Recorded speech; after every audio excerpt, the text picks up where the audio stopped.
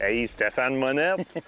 Comment ça va, mon Ça doigt? va bien, toi, en forme? Yes! Oui. Hey, j'étais content quand tu m'as appelé. Maudite belle invitation, ça. Ben, écoute, j'ai pris... je savais que tu voulais essayer le dindon. Oui. Puis on est dans la capitale de la chasse au dindon, dans l'Outaouais. La raison pourquoi je t'ai invité ici, c'est que ça a été les premières introductions du dindon sauvage ont été faites ici, dans la région de Macham. Donc, on avait eu l'opportunité à l'époque par la Fédération des chasseurs et pêcheurs, parce qu'il faut comprendre, c'est la Fédération des chasseurs et pêcheurs qui ont introduit ça au Québec. Puis, on chassait dans le coin à l'époque. Puis, j'ai gardé les terrains pour pouvoir continuer. Donc, on parle, je pense que ça doit faire, écoute, sans me tromper, Martin, ça doit faire 6-7 ans qu'on vient ici. On connaît les places, on sait le mouvement des dindons. On a la chance d'avoir des amis qui sont résidents ici. Lucien, avec la gang, qu'eux autres, nous les prospects à l'année, nous dit comment. On vient leur donner un coup de main, puis là, ben t'arrives, puis là, ben on est prêt. Fait que là, ben c'est ça que je t'apprête faire. Je t'emmène dans un des champs, je suis dans un des champs qu'on chasse. J'ai essayé de voir, j'en ai vu 2 tantôt, 2 femelles. Puis là, bon, on est après essayer de voir là, comment est-ce que ça va se passer. Parce que là, et surtout à cette heure-là, c'est le temps de prospecter. Absolument, absolument. On veut savoir où est-ce qu'ils vont aller se percher, on veut savoir où aller s'installer demain. Exactement. Il y a plusieurs choses à faire. Regarde, on perd pas de temps, on s'en va On va aller voir ça tout de suite. Puis on pourra expliquer en même temps toute la façon qu'on fait. Fait que viens, on va descendre la côte là-bas, parce qu'on a un autre champ là. Puis de ce champ-là, je te montrerai d'autres choses. Hey, je suis content. Viens, Ah ouais. moi aussi, viens, on va aller voir ça.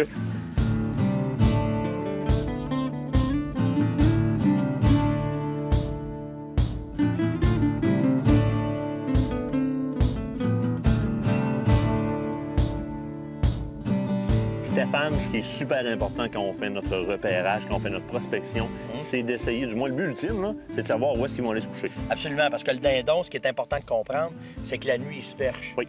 Donc, puis aussitôt que le lever du soleil arrive, il va descendre, puis là, il va recommencer soit à parader, à vouloir s'accoupler ou à se nourrir. Fait que le chasseur, ce qu'il faut qu'il fasse, c'est prospecter. Fait qu'autant le matin, tu chasses beaucoup, puis les fins de journée, tu vas aller prospecter pour les voir où est-ce qu'ils sont. Fait que là, ben, la première affaire qu'on essaye de faire, c'est de les voir. Ben, tes yeux. Tes Ben, yeux, tu sais, c'est si la tes première. yeux, c'est la meilleure affaire. Puis si tu as la chance de le voir de grimper dans un arbre, ben là, t'es winner, tu t'attends, il descend pas, il reste là.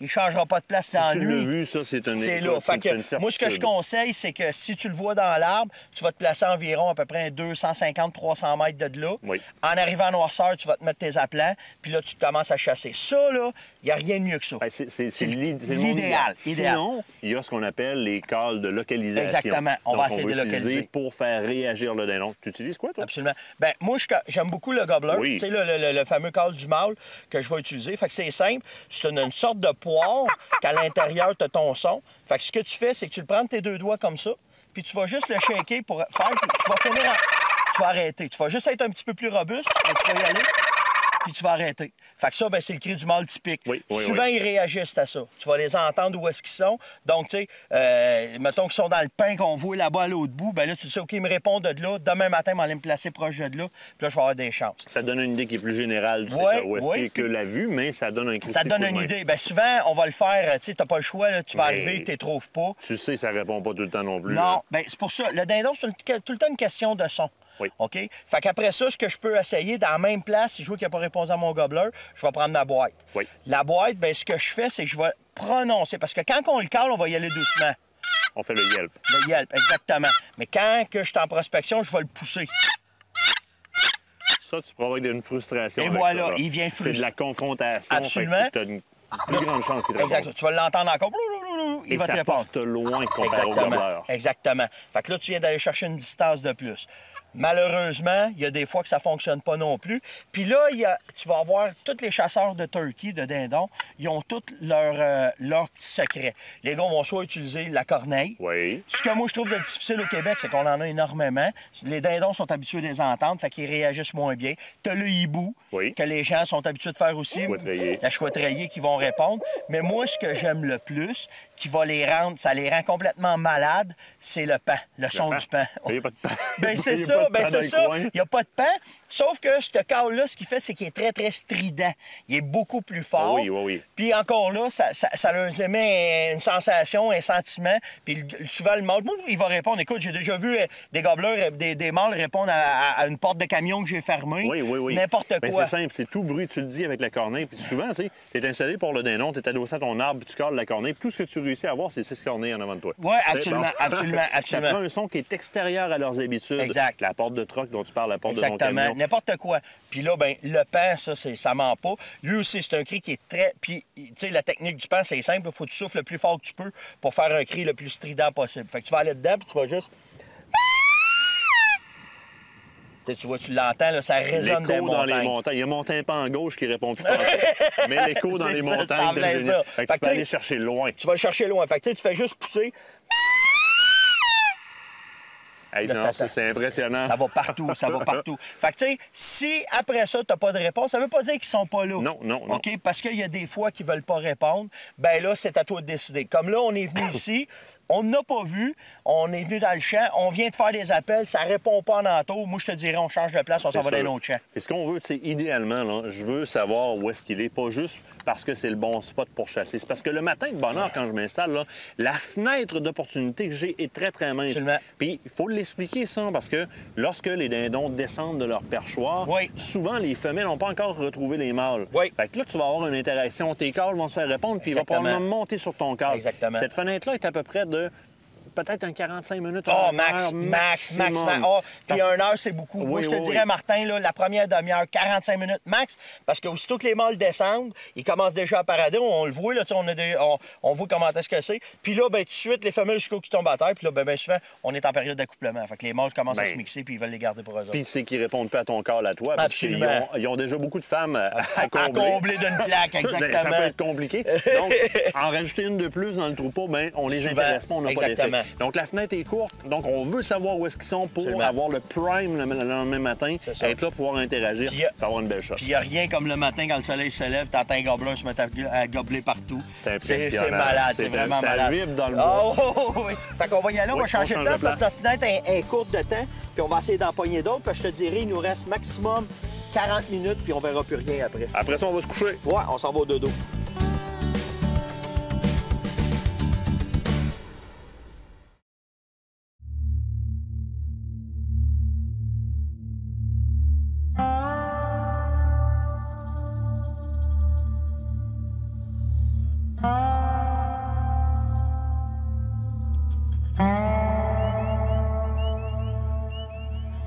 Jour 2, c'est très de bonne heure le matin pour se lever. On s'en va à notre spot de chasse. Ce qui est le fun le matin comme ça, c'est qu'on se lève avec les oiseaux. Il y a les bécassines de Wilson qui volent partout alentour, font énormément de bruit en volant, c'est particulier. On a aussi entendu une chouette rayée. Vous vous souvenez, c'est un des appels de location, donc de localisation que vous pouvez faire avec le dindon.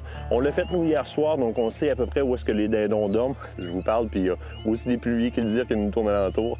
On sait à peu près où est-ce que nos dindons sont couchés, donc on va aller se placer exactement où est-ce qu'on était hier, dans le même territoire, mais à peu près 100 pieds plus loin. Assez de placotage, on s'en va à la chasse.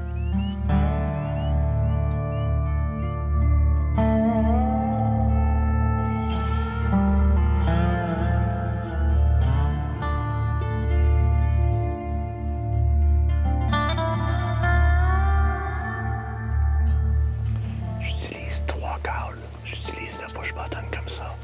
On fait les beurs très, très, très facilement avec. On peut faire la femelle qui répond sur celle-là facilement. Il vient de répondre.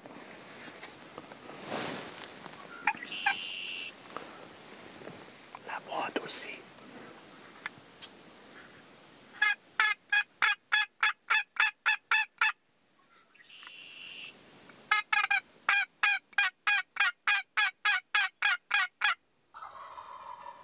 Il répond aussi sur celle-là, avec laquelle on peut faire des peurs aussi si on y va tranquillement.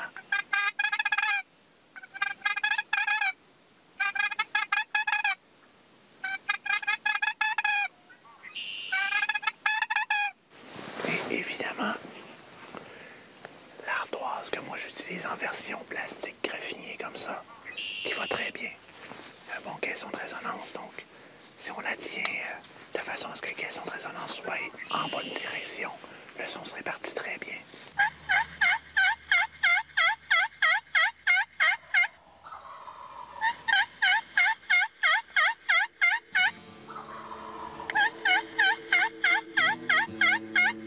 Il répond aussi énormément. De cette façon-là, j'ai au moins 3 sons qui sont très, très, très distinctifs, dont une très jeune femelle.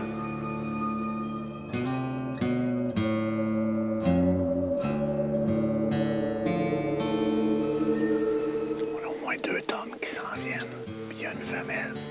Ça réagit énormément sur le cri de la corneille un matin.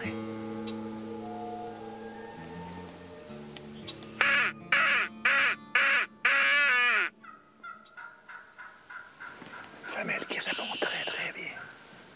Il y a un gros mâle qui est venu tourner sur le dessus de la butte juste à côté de nous autres il y a à peu près 5 minutes. Il est retourné par en arrière. J'avais espérance qu'il voie mes dindes en plastique ici en avant. Il a vu la première sur le dessus de la butte, mais mon mâle est placé en avant, puis j'ai 2 juvéniles placés en avant, question de le provoquer. Il n'a pas franchi la butte, il les a pas vus. Il recule un petit peu, il commence à s'en revenir, mais il y a une vraie femelle tout près, c'est ce qui nous aide, ça le ramène. On va y redemander s'il est encore là.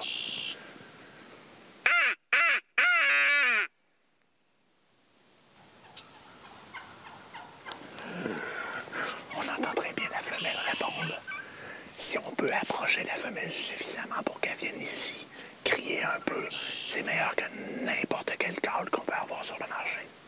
Fait qu'on va se concentrer sur la femelle, qui a de l'air être curieuse à venir voir qu'est-ce qui se passe, pourquoi il y a une corneille qui se lamente comme ça.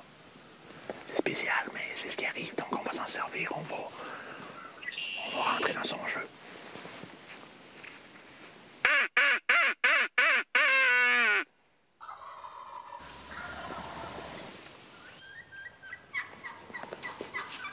Trois tomes qui répondent. Je me sers de mon corps la corneille.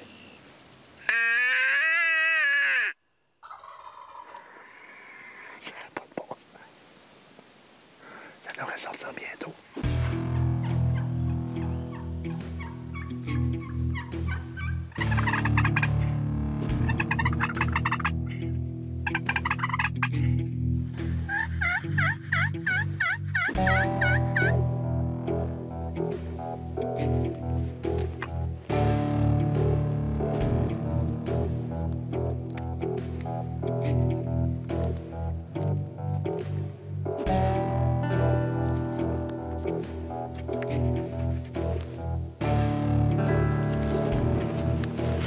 Il y a un mâle avec 2 femelles qui se promènent tout près.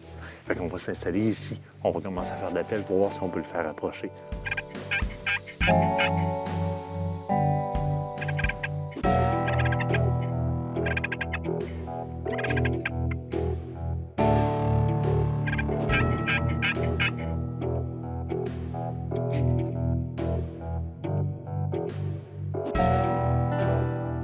J'en ai profité pendant que le dindon avait le dos tourné puis s'occupait de ses femelles pour au moins venir déposer mon arme. Question de ne pas faire une belle grande ligne noire qui descend quand je suis prêt à faire feu.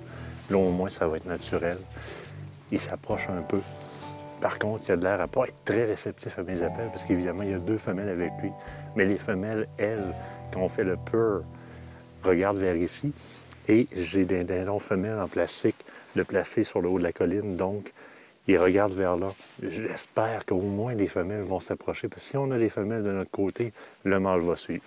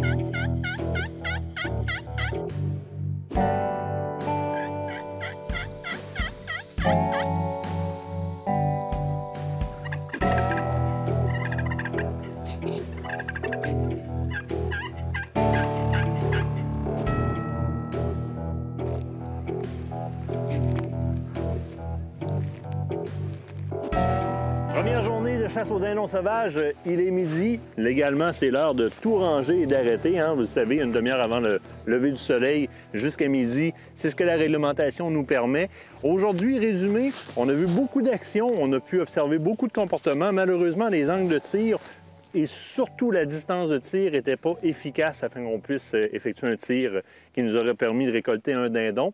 Il y a aussi le fait qu'il y a beaucoup de femelles. Donc, les dindons qui ont une belle harde de femelles autour d'eux répondent moins aux appels. Ils sont déjà très comblés. Donc, pour aujourd'hui, on n'a pas pu récolter. Mais ce qu'on sait, c'est qu'ici, il y en a beaucoup. Donc, on ramasse nos choses, on s'en va tout serrer ça.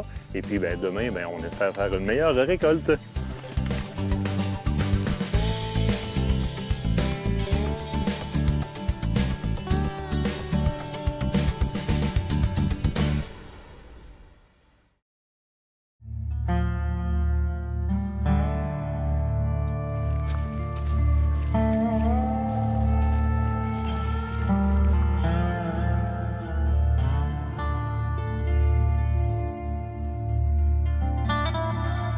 On est arrivé à notre endroit de chasse il y a quelques minutes de ça, mais avant de rentrer dans la cache, on a été reconfigurer l'apparence de nos appelants à l'extérieur.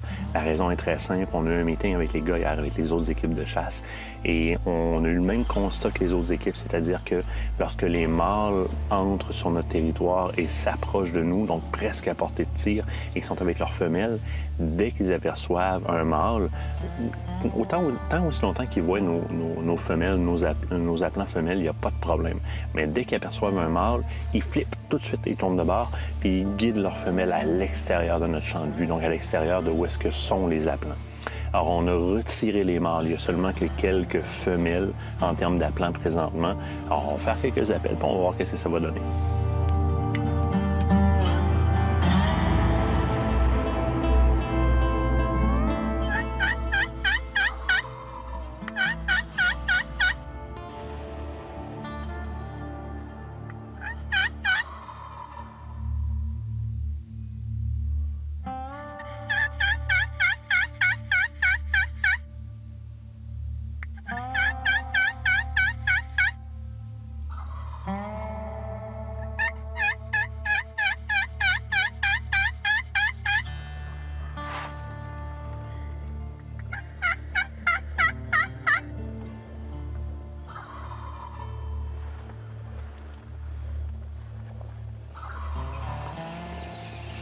Beau gros mâle en train de traverser le champ. Il est à peu près à 200 mètres en face de nous. À tous les appels que je fais, il répond. Oh, il cherche où est-ce qu'on est. Mais il répond énormément. Il s'en vient sur nous, il fait à peu près 1 mètre à la minute. C'est très long sur les nerfs de chasseur, ça. On va le laisser s'en venir, puis on va voir ce qui va se passer.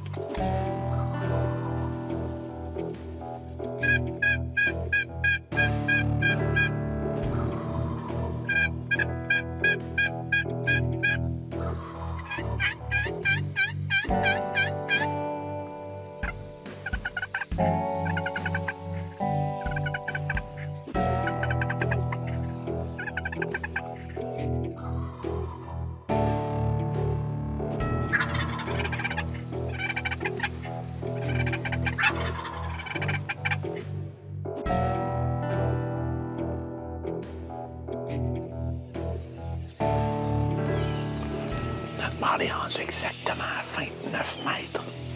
Il est derrière des roches. Il y a une bande de roches. Il y a juste la tête qui dépasse une fois de temps en temps. Il y a quelque chose qui l'énerve dans ce coin-ci. Pour le moment, j'utilise le pur. Donc, tranquillement, avec une boîte comme ça ici. Ça fonctionne, il répond toujours. Je vais le laisser venir. Il n'y a pas de femelle avec lui, donc c'est sûr qu'il va venir voir.